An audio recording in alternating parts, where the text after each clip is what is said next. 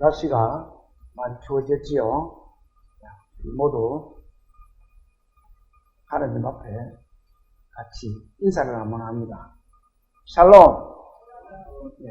방송을 듣고 계시는 분들도 샬롬.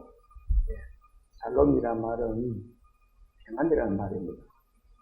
모두가 주님 안에서 평안을 누리시기를 기도합니다. 오늘 말씀은 시편 90편의 1절에서 11절로 제목이 뭐예요? 우리가 날아가나이다. 우리가 어떻게 날아가는지 오늘 주님의 음성을 들으시고 모두 축복 받으시기 바랍니다. 시편 90편 한번 넘겨보세요.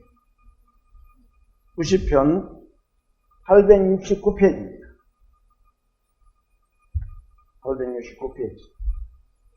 찾았으면은 1절부터 11절까지를 같이 마음을 모아서 같이 한번 봉독을 합니다. 시작. 주여, 주는 대대에 우리의 거처가 되셨나이다. 산이 생기기 전, 땅과 세계도 주께서 조성하기 전, 곧 영원부터 영원까지 주는 하나님이시니이다. 주께서 사람을 뒷걸로 돌아가게 하시고 말씀하시기를 너희 인생들은 돌아가라 하셨사오니 주의 목전에는 천천히 지나간 어제 같으며 밤의 한순간 같을 뿐입니다. 주께서 그들을 홍수처럼 쓸어가시나이다. 그들은 잠깐 자는 것 같으며 아침에 돋는 풀 같으니이다. 풀은 아침에 꽃이 피어 자라다가 저녁에는 시들어 마르나이다. 우리는 주의 노에 소멸되며 주의 분내심에 놀라나이다.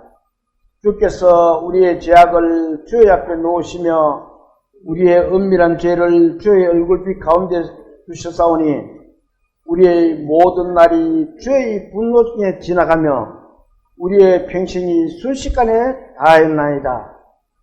우리의 연수가 70이요 강건하면 80이라도 그 연수의 자랑은 수고와 슬픔뿐이요 신속히 가니 우리가 날아가나이다. 누가 주의 노염을 능력을 알며 누가 주의 진노의 두려움을 알리까. 아멘. 잠시 기도드릴게요. 천지 만물을 지으시고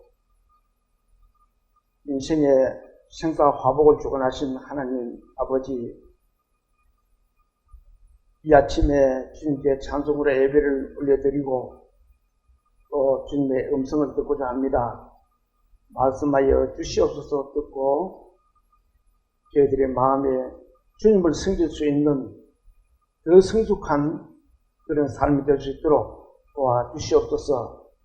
저희들이 연약한 예배를 받아주시고 항상 저희들에게 은혜 베풀어 주실 것을 부탁드리며 우리를 구원하신 예수님 이름으로 감사하며 기도 올립나이다.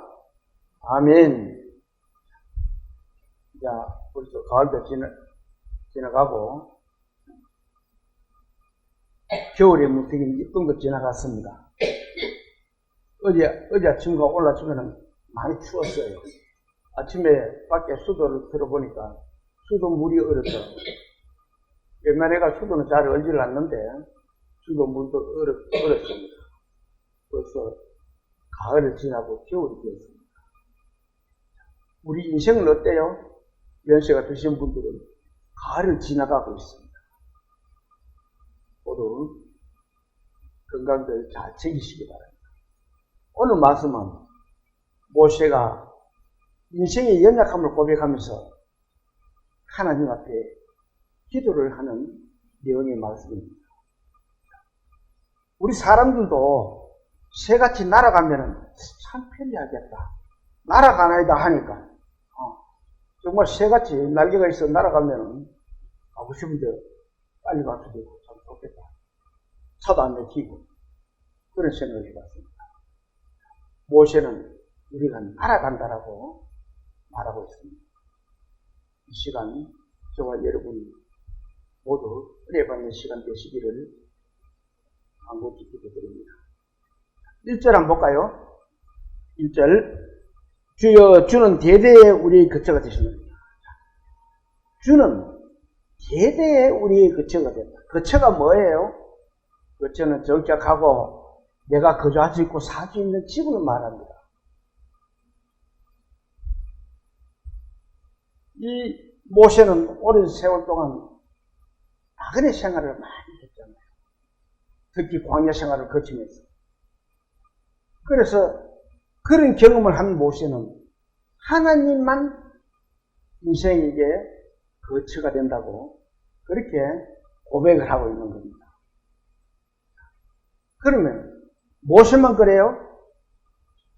우리가 사는 우리 믿음의 성도들도 이 세상은 나그네 세상입니다.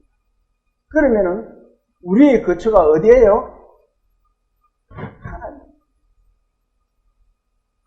모세만 하나님의 거처가 되니 그 알고 우리 믿음의 성도들도 하나님은 우리의 거처라는 것을 알아야 됩니다. 세상에 주어진 것들은 이 육신을 가지고 살아가면서 주님의 일을 하라고 주님께서 우리에게 주신 것 뿐이지 그것 가지고 우리가 거기에 만족해서 세상을 즐기면은 우리 믿음의 그리스도들을 한번 깊이 생각하고 돌아봐야 될 것 같습니다.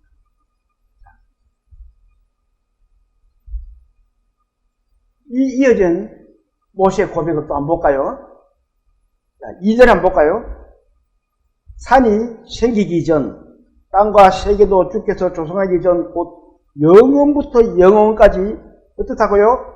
주는 하나님이십니다. 이렇게 천재 만물이 조성되기 전부터 영원하신 분이 하나님이시라는 거예요. 이렇게 하나님 앞에 고백할 수 있는 사람이 누가 할 수 있어요?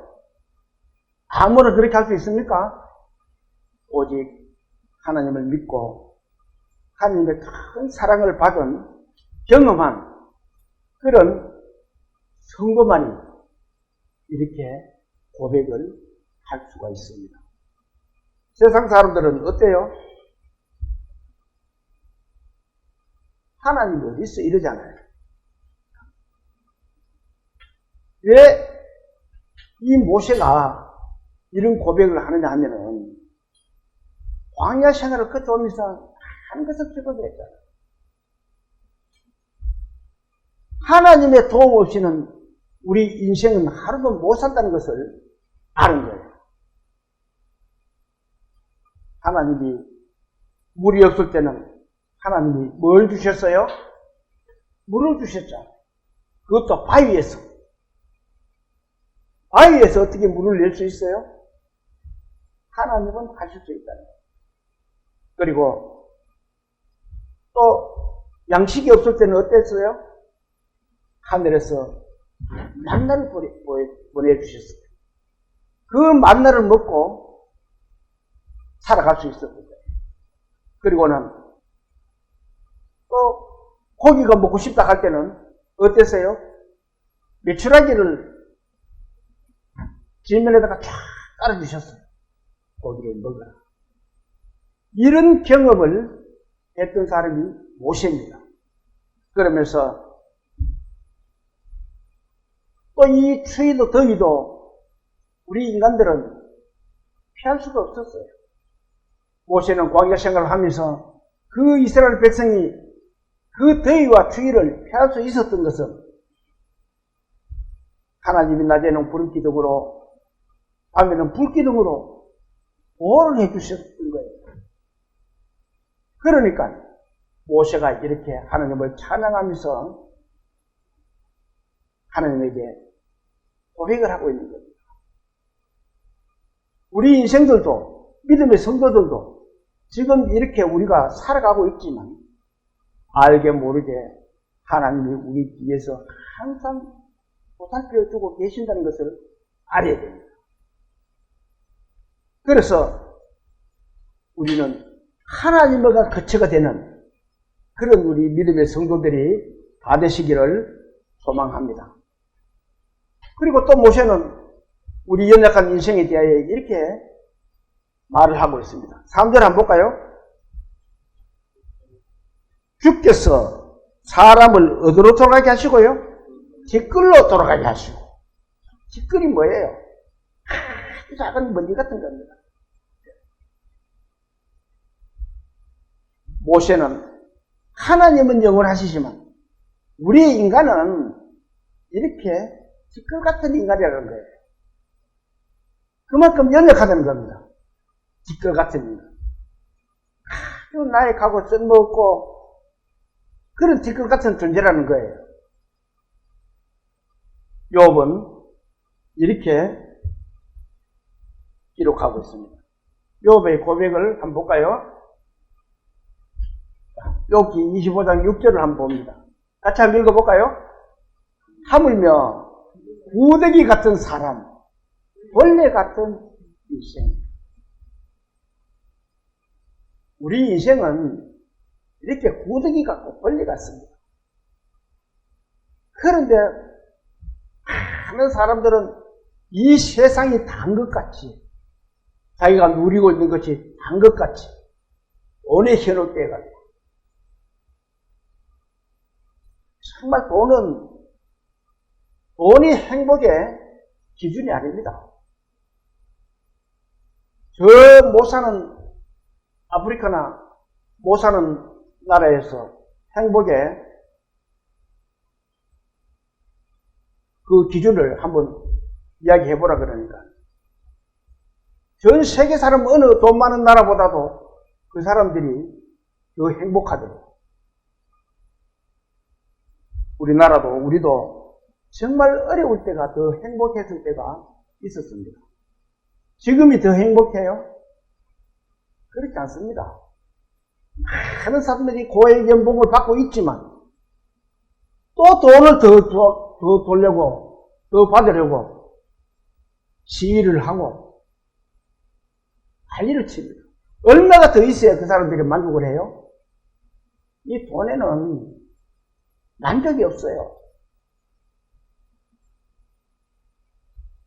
우리 믿음의 그리스도인들이 돈에 만족을 줬을 것 같으면 우리 성도들에게 무한정으로 쏟아부어줬을 거예요.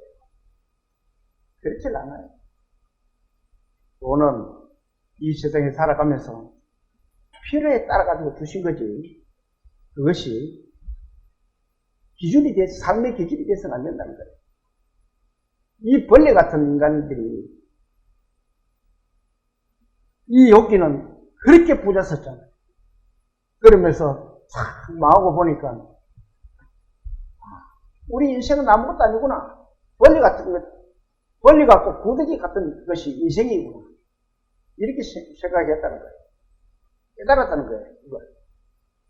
사람은 그것을 깨달아야 돼요. 인간은 아무것도 아니야. 그러면은 그 뒤를 봐요. 인간은 아무것도 아닌데 그 뒤에 우리를 만드신 신이 있겠구나. 이렇게 찾아볼 수가 있는 겁니다. 또 한번 봅시다. 주께서 사람을 뒷글로 돌아가게 하시고 말씀하시기를 뭐라고요? 너희 인생은 돌아가라 하셨으니. 돌아가는 게 뭐예요? 한번 돌아가 볼까요? 자, 한번 돌아가 봅시다. 내가 인터넷에서 그림으로 한 2개를 가져왔습니다. 이쪽이 대전입니다. 대전에서 세종 쪽으로 오다가 대전 쪽으로 가는 것이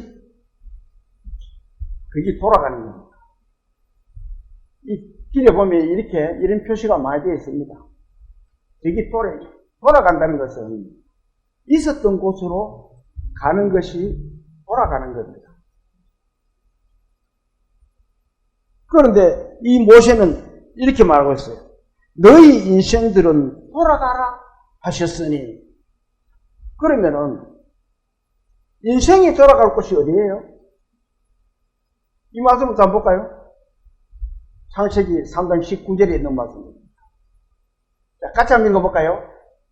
내가 얼굴에 땀이 흘러야 식물을 먹고 필경은 흙으로 돌아가리니 그 속에서 내가 취함을 입었습니다.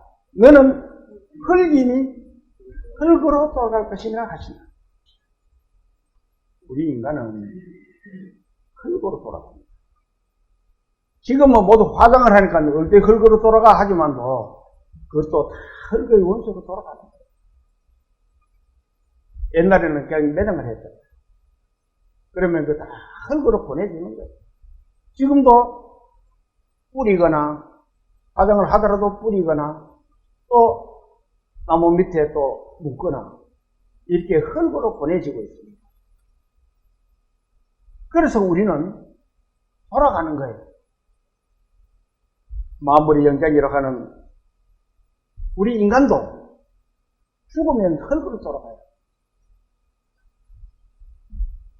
또 말씀을 하나 볼까요? 창세기 2장 7절에 있는 말씀입니다. 같이 한번 읽어봅니다. 여호와 하나님이 땅의 흙으로 사람을 지으시고 생기를 그 코에 불어넣으시니 사람이 뭐라고요? 생명이에요. 이 생명이라는 말은 살아있는 사람이 된다는 겁니다. 그러면은 살아있는 사람이 되기를 되도록 누가 했어요? 하나님이 그 사람을 지으시고 그 생기를 살 수 있는 생기를 코에 불어넣어 주셨다는 겁니다. 그러면은 그 사람이 살아있는 그 생명의 고향은 어디예요? 누구예요? 하나님이잖아요. 하나님이 주셨기 때문에 하나님한테 가는 것이 돌아가는 겁니다. 이 육신을 가진 흙은 사람이 흙으로 만들었기 때문에 흙으로 돌아가지만 우리의 이 생명, 영혼은 그 주신 하나님에게로 돌아가는 거예요. 그것이 돌아가는 것입니다. 자, 또 한번 볼까요? 전도서 12장 7절에 있는 말씀입니다. 자, 똑같이 한번 읽어봅시다. 흙은 여전히 땅으로 돌아가고 신은 영입니다. 그 주신 하나님께로 돌아가기 전에 이 말씀이 중요한 거예요. 하나님께 돌아가기 전에 뭘 기억하라 그럽니다. 뭘 기억해야 돼요? 우리의 영은 하나님이 주셨어요. 그 생기를 불어넣어 주셨어요. 그래서 우리의 영은 그 주신 하나님께 돌아간다라고 이렇게 기록하고 있습니다. 그런데 그 돌아가기 전에 기억을 해요. 기억을 하라는 거예요. 뭘 기억해야 돼요? 로마서 2장을 한번 찾아요.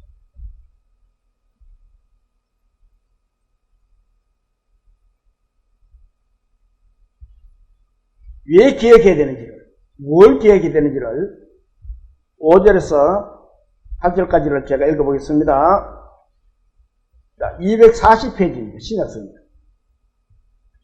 다만 내 고집과 회개하지 아니한 마음을 따라 진노의 날 곧 하나님의 어려우신 심판이 나타나는 그날에 이 말 진노를 내게 쌓는도다. 우리가 주님 앞에 서게 됩니다. 그게 돌아가는 거예요. 주님 앞에 돌아가면은 6절 같이 한번 읽어볼까요? 하나님께서 각 사람에게 그 행한 대로 어떻게 한다고요? 보응하시고 행한 대로 갚아준다는 이야기입니다. 믿음을 가진 사람은 믿음을 가진 사람으로, 또 불신한 사람은 불신한 대로 그 행한 대로 갚아준다는 거예요. 자, 7절 똑같이 읽어볼까요? 참고 선을 행하여 영광과 존귀와 썩지 아니함을 구하는 자에게는 어떻다고요? 영생을 하시오. 썩지 아니함을 구하는 자, 그 썩지 않음을 구하는 자는 예수 그리스도를 믿는 것 같아요. 예수 그리스도를 믿으면 썩지 않음을 받을 수 있고 그것이 영생을 하는 길입니다. 또 8절 한번 볼까요? 오직 당을 지어 진리를 따르지 아니하고 불의를 따르는 자에게는 어떻다고요? 진노와 분노로 하시리라. 진리를 따르지 아니했다. 예수님은 뭐라 그래요? 나는 진리요. 예수님이 진리예요. 예수님을 따르지 아니하는 것이 불법이에요. 그러면 그 불법을 행하는 자들은 어떻게 된다고요? 진노와 분노로 하시리라. 진노와 분노로 내가 왜 내 말을 듣지 않았어? 하는 하나님의 큰 꾸지람이 있다는 겁니다. 하나님의 꾸지람을 받으면, 큰 꾸지람을 받으면, 하나님 앞에 가서 받게 되면 더 이상 희망이 없습니다.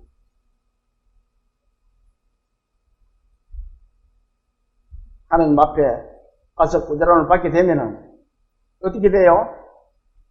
그거는 양무리와 양과 염소의 갈림길이 서게 되는 겁니다. 하나님의 심판이 나타난다 그러잖아요. 5절에 하나님의 심판이 나타나면은 그 진리를 따르지 않는 자들은 영원한 불못으로 돌아간다는 겁니다. 또 마태복음에는 또 이렇게 기록하고 있습니다. 마태복음 또 기록된 말씀을 한번 볼까요? 마태복음 10장 27절에 있는 말씀입니다. 똑같이 한번 읽어봅니다. 인자가 아버지의 영광으로 그 천사들과 함께 오리니 그때에 어떻다고요? 각 사람의 행한 대로 갚으리라. 각 사람의 행한 대로 갚는다라고 합니다. 그러면은 진리를 따르는 사람과 진리를 따르지 않는 사람과의 행위를 그 사람들의 각 사람의 행한 그대로 하나님이 판단을 심판하신다는 거예요. 제가 항상 말씀을 드리지만 세상 법정은 이 죄의 경중을 따라서 죄를 더 시게 줄 수도 있고 또 약하게 줄 수도 있고 또 무죄도 줄 수 있고 그렇게 합니다. 그런데 하나님 앞에는요 그게 없어요. 하나님의 심판대 앞에는 두 가지밖에 없어요. 지옥이냐 천국이냐.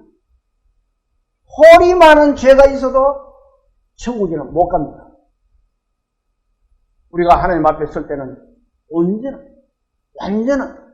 그런데 그 온전하고 완전한 것이 인간이 우리는 할 수가 없어요. 예수 그리스도만이 우리 죄를 위해서 십자가에 못 박아 돌아가셨다는 사실을 우리가 믿고 따르면은 하나님이 예수의 피를 보고 예수 그리스도의 피를 보고 우리를 덮어주셨기 때문에 우리는 하나님 앞에 완전한 사람이 온전한 사람이 된다는 겁니다. 저와 여러분은 그런 온전한 사람으로서 믿음의 생활을 잘 할 수 있도록 기도드립니다.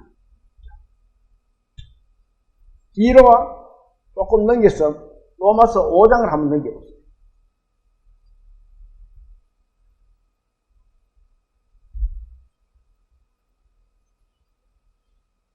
8절부터 제가 한번 읽어보겠습니다. 245페이지입니다. 우리가 아직 죄인되어 있을 때에 그리스도께서 우리를 위하여 죽으심으로 하나님께 우리에 대한 자기의 사랑을 확증하셨느니라. 그러면 이제 우리가 그의 피로 말미암아 어떻다고요?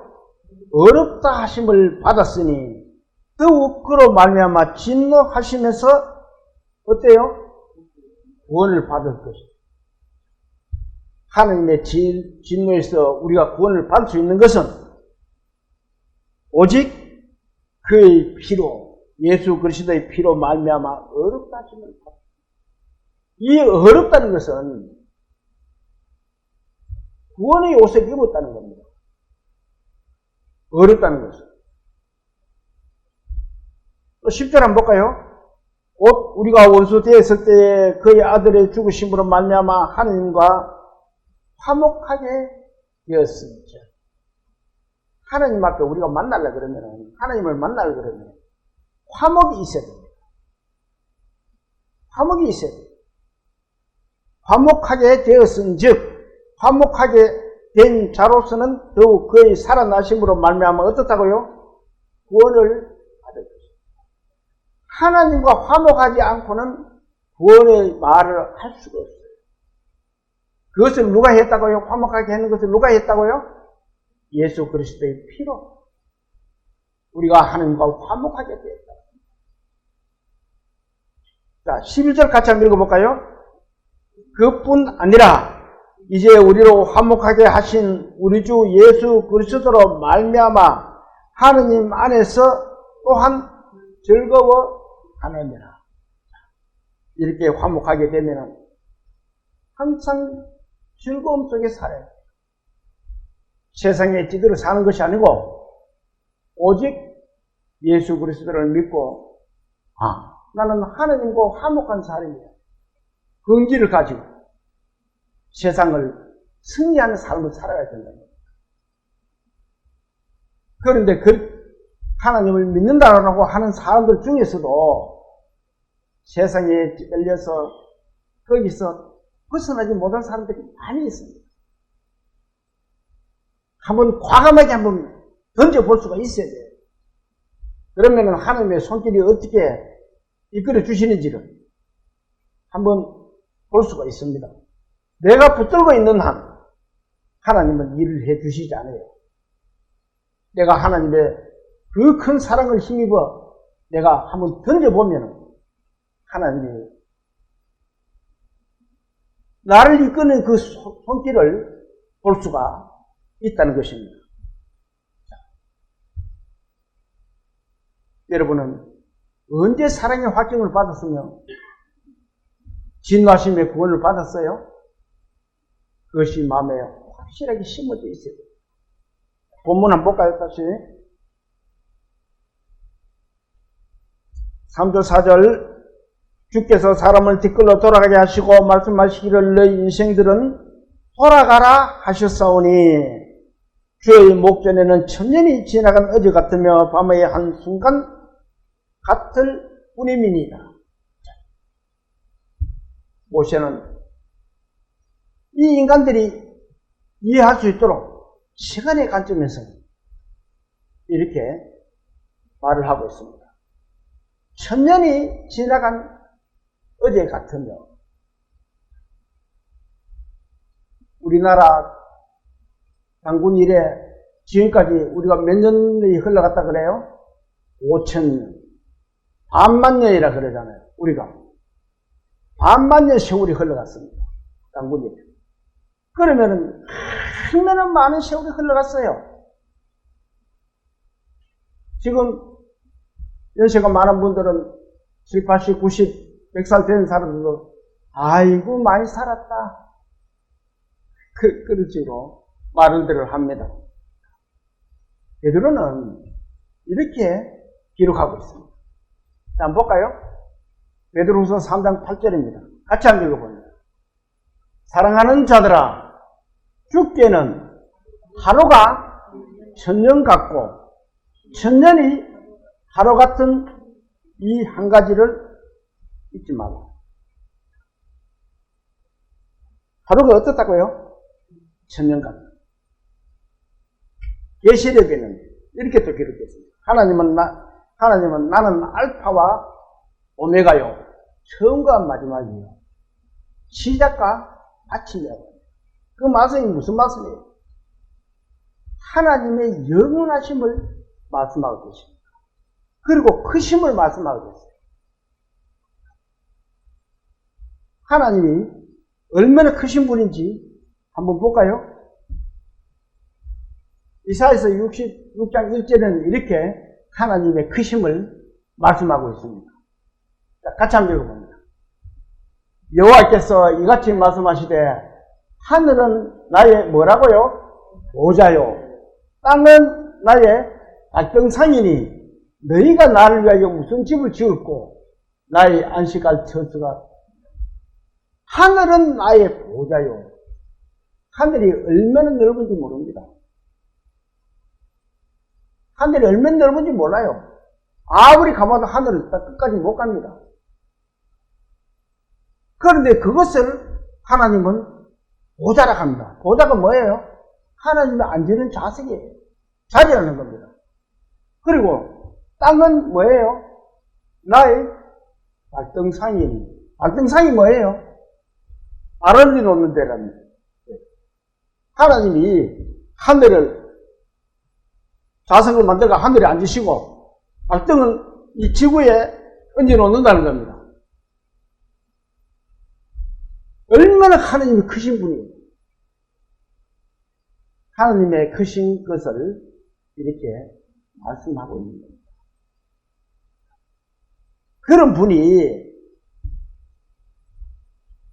이 모세는 그런 영원한 분과 크신 분하고 우리 인간을 비유해가지고 이렇게 오늘 우리에게 교훈을 하고 있습니다. 왜 이렇게 교훈을 해요?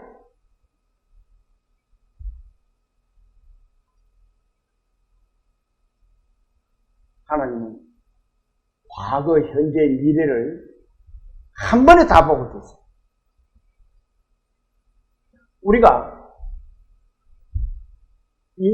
달나라에 갔던 과학자들의 이야기를 들어보면 높은 데 올라가면은 우리가 비행기를 타봐도 마찬가지입니다. 비행기를 타고 올라가 보면은 땅에서 볼 때는 보이는 곳밖에 안 보입니다. 비행기 타고 높게 올라가면은 어때요? 넓게 다 보입니다. 달나라에 가서 지구를 보면은 지구가 한눈에 다 들어옵니다. 지구보다 더 큰 것도 다 들어와요. 하나님은 크신 분이기 때문에 이 과거, 현재, 미래를 다 보고 계시는 거예요. 하나님의 시간은 인간이 계산하고 있는 시간하고는 달라요.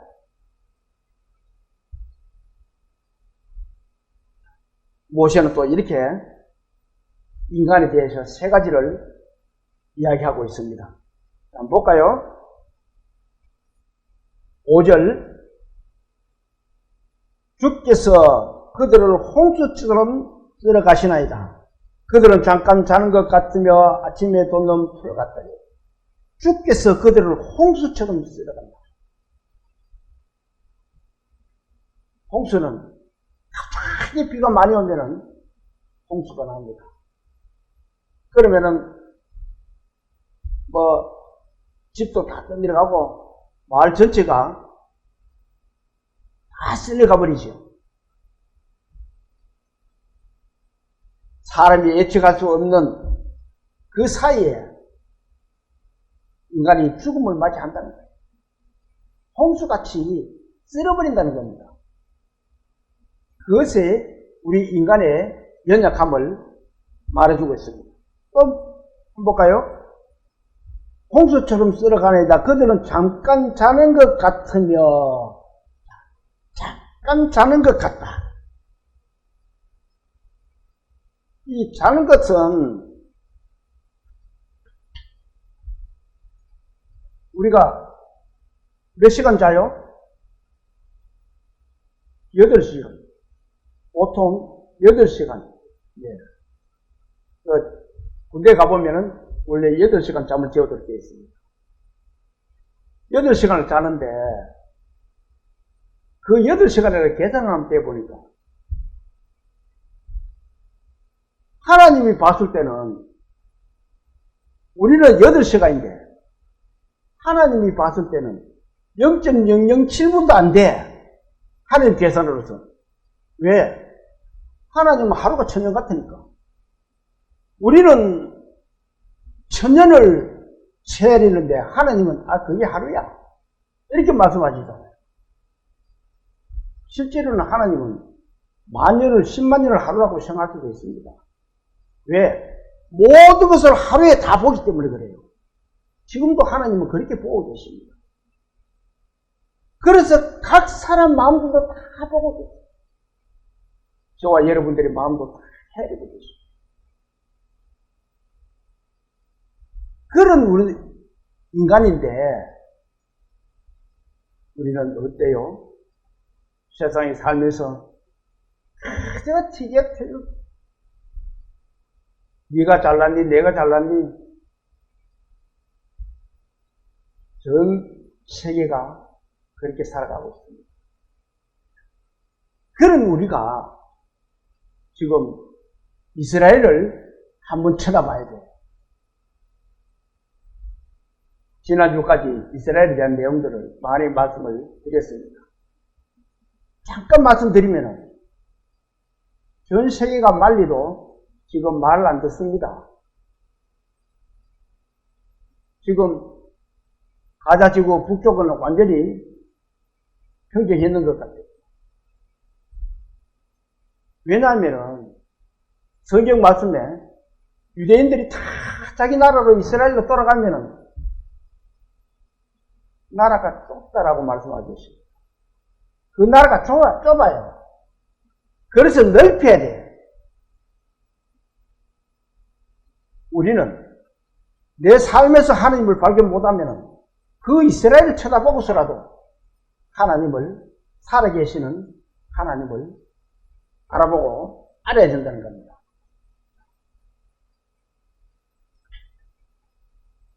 하나님의 관점에서는 그 삶도, 인간의 삶도 잠깐 자는 것도 긴 세월도 70, 80, 100까지 살아도 하나님이 봤을 때는 잔다는 것 같아요. 그렇게 말을 하고 있습니다. 자, 다음 또 뭐라고 말씀해 볼까요? 그들은 잠깐 자는 것 같으며 아침에 돋는 뭐 같다고요? 풀 같음이라. 풀은 연약하잖아요. 그 인간이 그렇게 풀같이 연약하다는 거예요. 이 다윗은 이렇게 고백을 하고 있습니다. 시편 37편을 한번 앞으로 한번 넘겨보세요.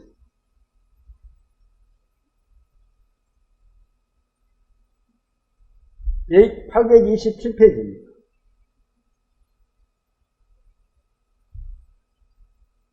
(1절부터) 37장 1절부터 제가 읽어볼게요. 악을 행하는 자들 때문에 불평하지 말며 불의를 행하는 자들을 시기하지 말지어다. 어떻게 하라고요? 악을 행하는 자들 때문에 불평하지 마. 왜? 너도 같은 인간이고 연약한 인간이기 때문에 그래. 내 주위에 나를 악으로 대하는 사람이 있습니까? 그러면은 그들에게 불평하지 말라는 거예요.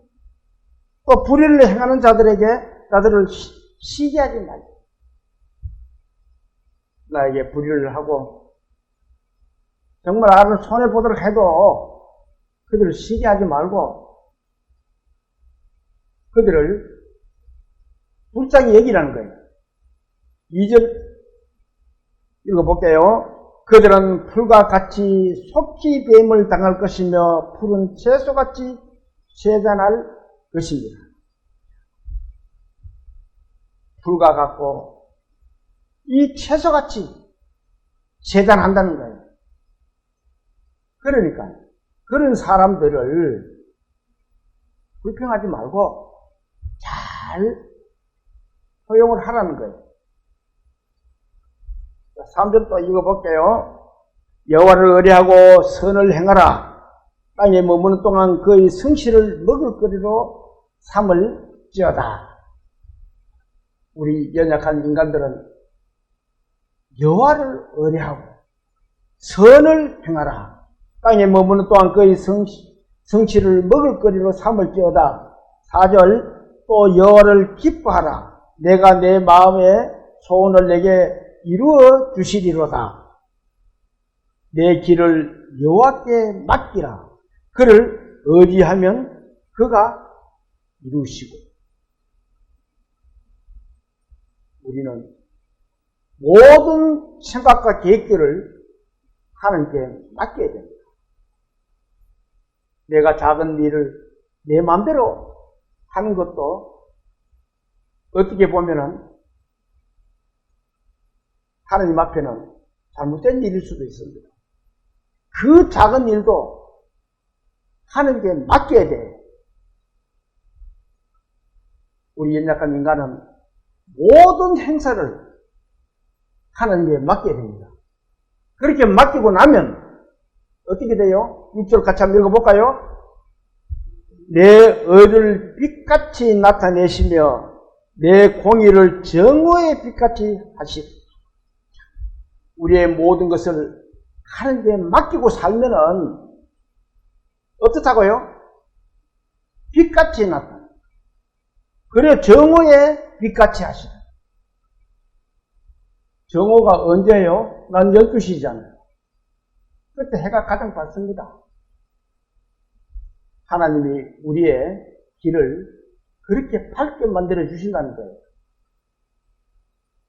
그래서 우리 믿음의 그리스도인들은 모든 것을 하나님께 맡기고 사는 삶이 돼야 돼요. 저와 여러분은 하나님께 맡기는 삶을 살아가는 믿음의 그리스도인들 다 되시기를 소망합니다. 자, 또 본문 6절을 봅니다. 푸른 아침에 꽃이 피어 자라다가 저녁에 시들어 마르나이다. 모세는 인생의 무상함을 부가 꽃을 비유하고 말하고 있습니다. 푸른 아무리 아름다운 꽃을 피운다 할지라도 곧 때가 되면 시들어 버립니다. 우리 인생도 똑같아요. 젊을 때는 멋지게 화장도 하고 또 이쁘게가 다닙니다. 그렇지만 나이가 들면은 필요 없어요. 시들어 버리기 때문에. 그것이 한순간이라는 거예요. 하나님이 봤을 때는. 이사야 선지자는 또 이렇게 말하고 있습니다. 이사야 40장을 한번 찾아보면 1014페이지 뒤로 넘겨서 1014페이지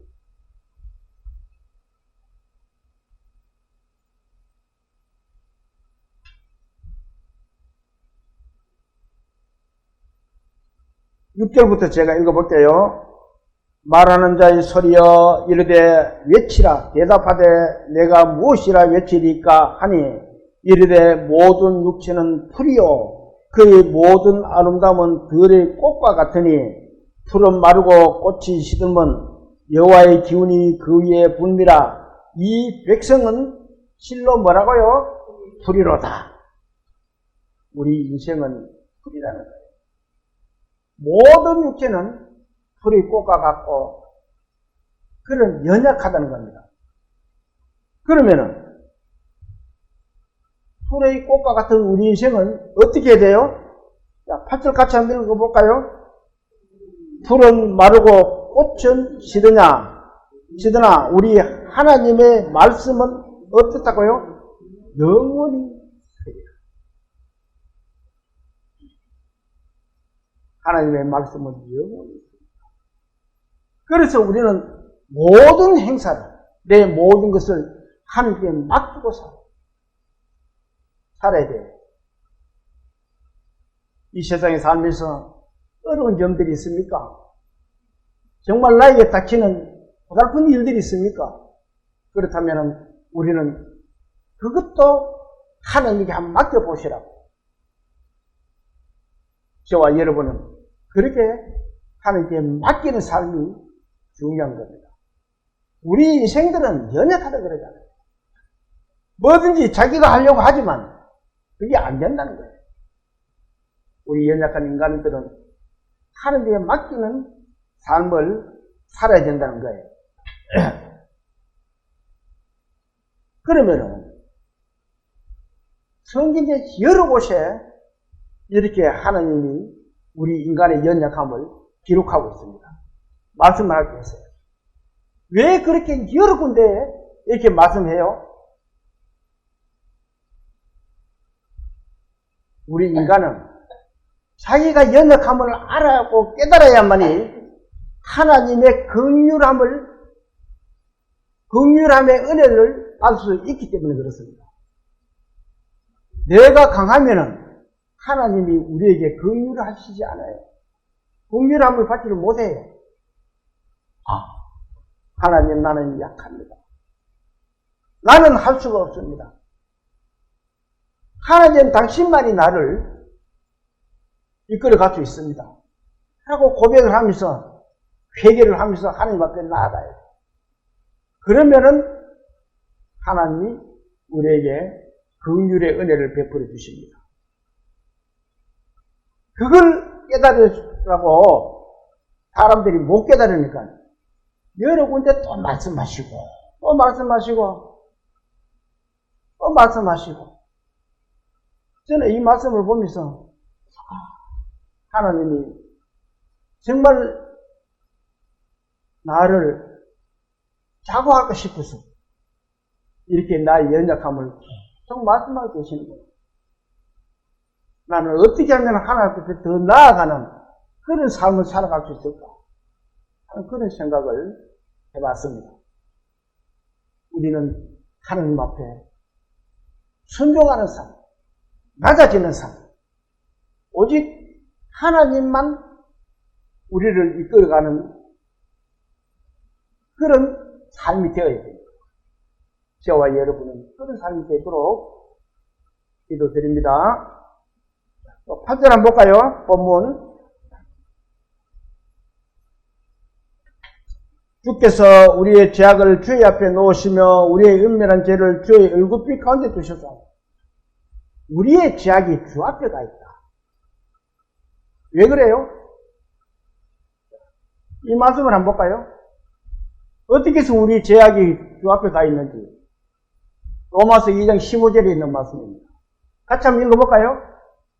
이런 이들은 그 양심이 증거가 되어 그 생각들이 서로 고발하며 혹은 변명하며 그 마음에 새긴 율법의 행위를 나타냅니다.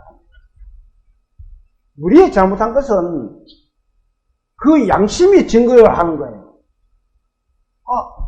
내가 이렇게 했는데 설마 아무도 안 보겠지 했지만 내 속에 있는 양심이 그것을 고발합니다. 하나님 앞에 고발하는 거예요. 그 양심이 누가 주셨어요?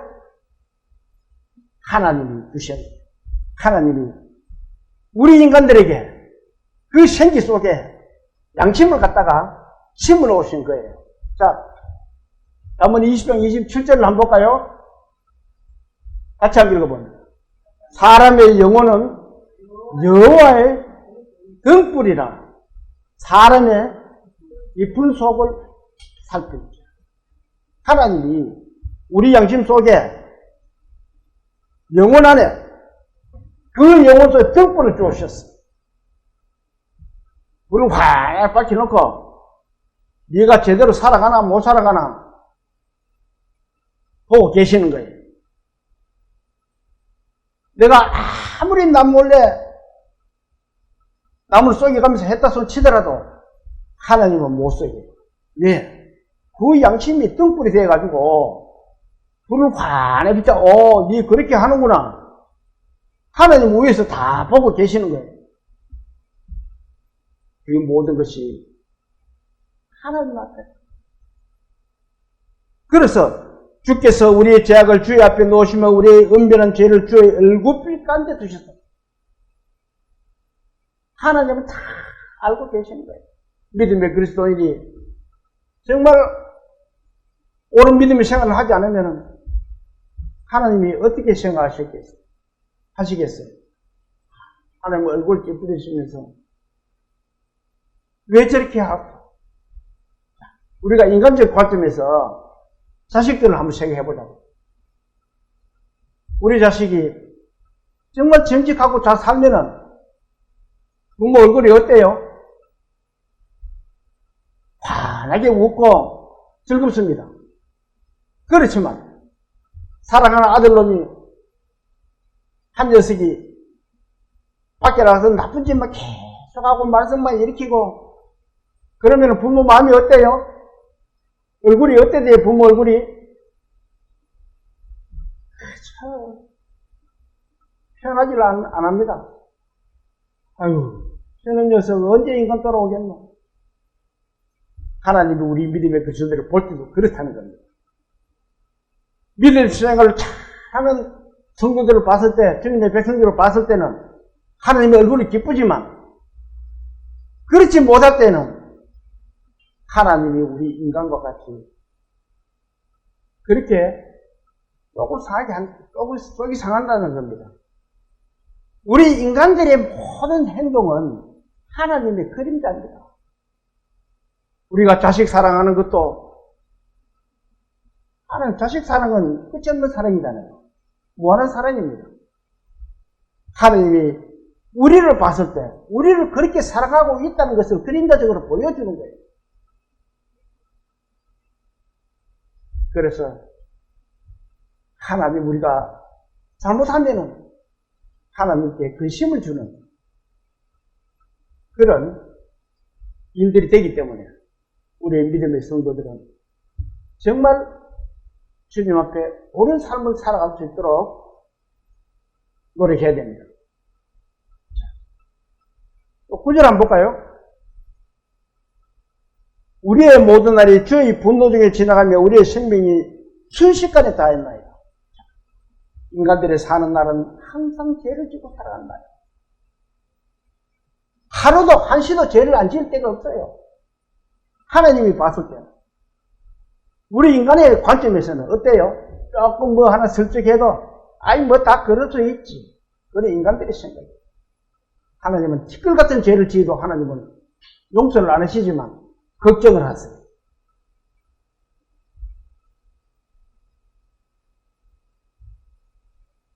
그래서 주의 분노 중에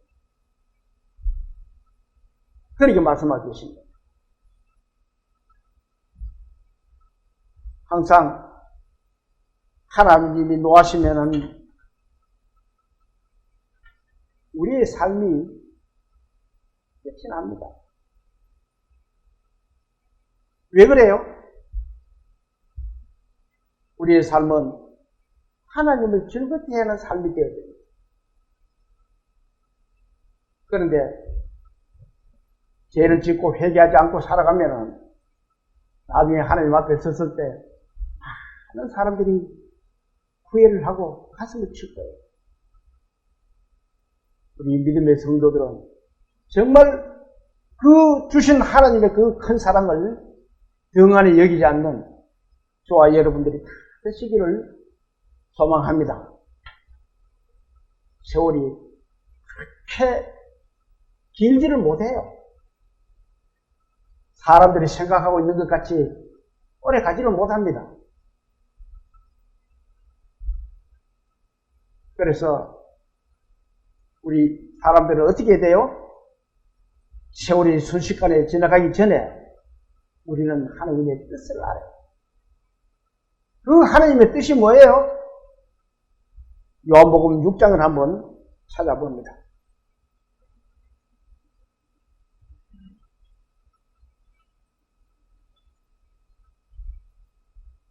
요한복음 6장 37에서 39절까지를 제가 읽어볼게요. 아버지께서 내게 주시는 자는 다 내게로 올 것이요 내게 오는 자는 내가 결코 내쫓지 아니하리라. 내가 하늘에서 내려온 것은 내 뜻을 행하려 함이 아니요 나를 보내시 이의 뜻을 행하려 함이니라. 나를 보내신 이의 뜻은 내게 주신 자 중에 내가 하나도 잃어버리지 아니하고 마지막 날에 다시 살리는 것이니라. 이것이 하나님의 뜻입니다. 예수님을 세상에 보내신 것은 하나님의 뜻을 이루기 위해서 예수님을 세상에 보내셨다는 겁니다. 예수님은 그렇게 하나님의 뜻을 하기 위해서 세상에 오신 거예요. 저와 여러분들의 죄를 사하기 위해서. 그것이 하나님의 뜻입니다. 40절 같이 한번 읽어볼까요? 내 아버지의 뜻은 아들을 보고 믿는 자마다 영생을 얻는 이것이니 마지막 날에 내가 이를 다시 살리리라. 내 아버지의 뜻은 예수 그리스도를 믿고 영생을 얻는 거예요. 여러분은 언제 영생을 얻은 경험이 있습니까? 그것을 대답할 수가 있어요. 네. 그 대답을 머뭇머뭇하면은 하나님 앞에 가면 혼납니다. 당신은 영생을 얻었습니까? 네. 대답이 가볍게 나와요. 즐거운 마음으로 나와요. 어떻게 영생을 얻었어요? 예수 그리스도의 피로. 내 죄가 사해졌음을 나는 알고 예수님의 보혈로 나의 죄를 덮었음을 나는 압니다. 나는 그것을 깨달았어요. 그것이 영생하는 길이에요. 그것을 어느 날 마음에 이루어진 사실이 없으면 하나님의 분노 중에 혼이 날 거예요. 다시 본문 한번 봅니다.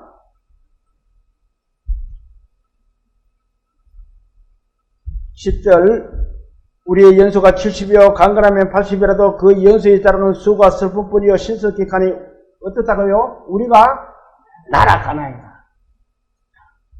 나는 날개도 없는데도 날아간다.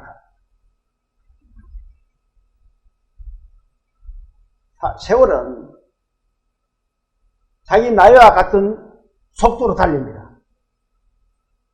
20대는 10대는 10km로, 40대는 40km로, 60대는 60km, 70대는 몇 킬로 가요? 70km로 가요. 이 자기 나이대로 속도를 달립니다. 아이고 벌써 가을이네. 아니고 이제는 겨울이네. 봄인가 싶더니 벌써 겨울이네. 12월이 다 됐네. 그렇게 세월이 우리가 날아간다는 겁니다. 사람은 한치 앞을 몰라요. 1000년 만년 살 것 같이 생각을 합니다. 누가복음 12장을 한번 찾아.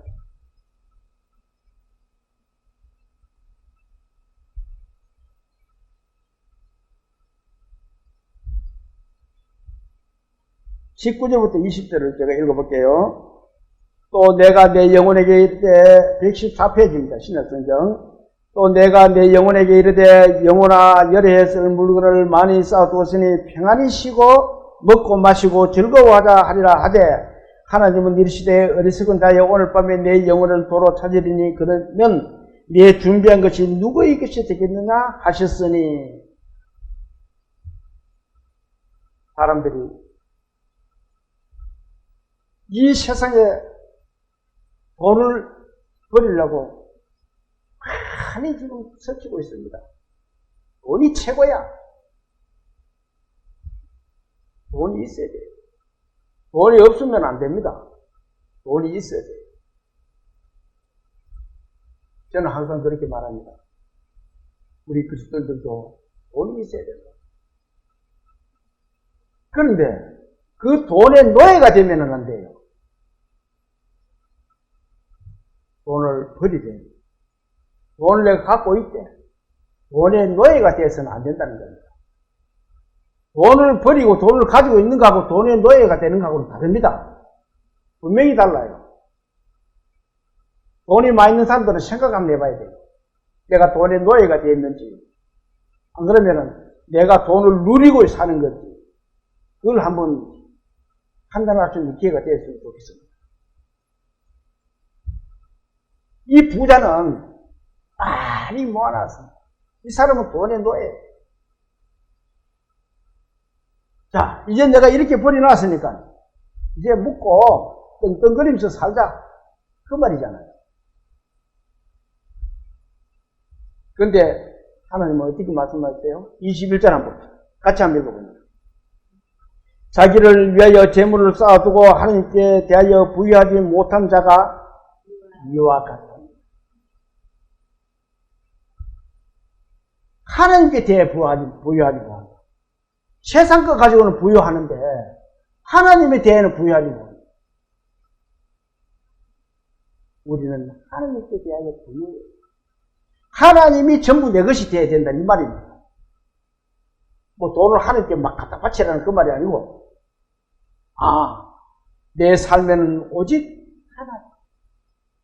내 삶에는 오직 돈이 아니고 재물이 아니고 내 삶에는 오직 하나님이 나의 삶 전체가 되어야 된다는 겁니다. 거처가 되어야 된다는 거예요. 하나님. 저와 여러분은 하나님의 거처가 되는 그런 믿음의 것들 아베시기를 소망합니다. 끝으로 에베소 5장을 한번 찾아봅니다.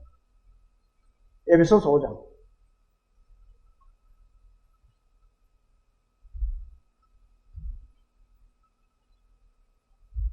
신약 성경 315페이지입니다. 15절부터 제가 읽어볼게요. 그런즉 너희가 어떻게 행할지를 자세히 주의하여 지혜 없는 자같이 하지 말고 오직 지혜 있는 자같이 하여. 16절 같이 한번 읽어볼까요? 세월을 아끼라 때가 악하니라.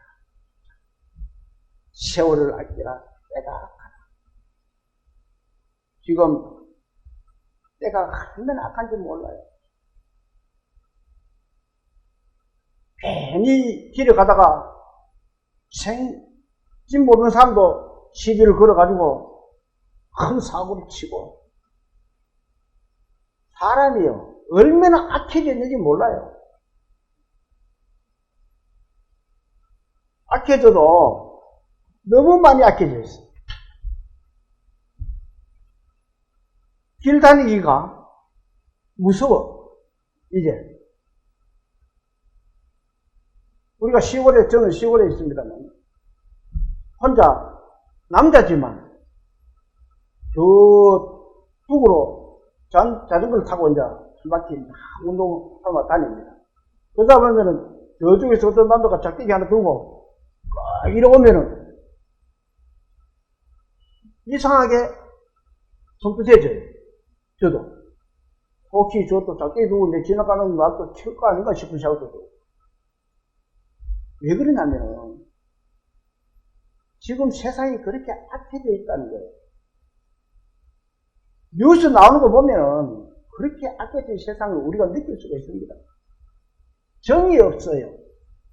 정이 메말라가요. 말세가 되면은 사랑이 식어간다고 했습니다. 주님 오실 때가 다 되어가니까 이렇게 모두 사랑이 식어가요. 17절 같이 한번 읽어볼까요? 그러므로 어리석은 자가 되지 말고 어떠다고요? 오직 주의 뜻이 무엇인가 이해하라. 주님의 뜻이 뭐였었어요? 주 예수를 믿고 영생을 얻는 것이 하나님의 뜻입니다. 그 하나님의 뜻을 아직 깨닫지 못한 영혼들이 있으면 빨리 주님의 뜻을 깨닫고 그 영생을 얻을 수 있도록 노력해야 됩니다. 세월이 그렇게 길지를 않아요. 우리 인생들의 거처는 예수 그리스도이시고 하나님이심을 알아야 됩니다. 우리 지금 이 세상에 나름대로 살고 있어요. 그렇지만 하나님은 우리에게 약속을 하셨습니다. 적과 끓이 흐르는 땅을 내게 주겠다라고. 우리는 그것을 보장받은 믿음의 그리스도인들입니다. 그래서 흔들림 없는 믿음의 생활을 잘하는 저와 여러분들이 다 되시기를 소망하면서 오늘 오전 예배를 마치겠습니다. 잠시 기도드릴게요. 사랑이시고 능력이시며 좋으신 하나님 아버지, 오늘 우리 인생이 풀과 같고 꽃과 같다는, 풀이 꽃과 같다는 말씀 저희들 마음에 깊이 심겨주셔서 오직 하나님만 거처가 될 수 있도록 그 마음을 붙들어 주시옵소서.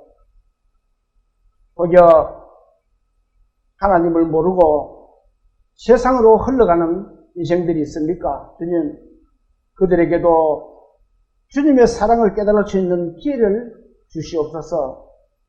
그리고 각처에서 말씀을 듣고 계시는 모든 가정에도 하나님의 큰 은혜로 화목과 화평과 평안을 누릴 수 있도록 주님께서 은혜 베풀어 주시옵소서.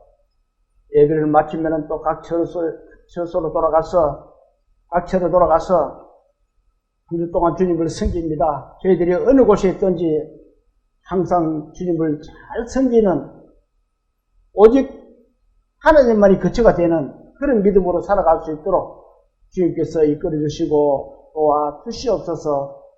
저희들의 모든 것을 주님께서 이끌어 주실 것을 부탁드리며 우리를 구원하신 예수님 이름으로 감사하며 기도 올립니다. 아멘.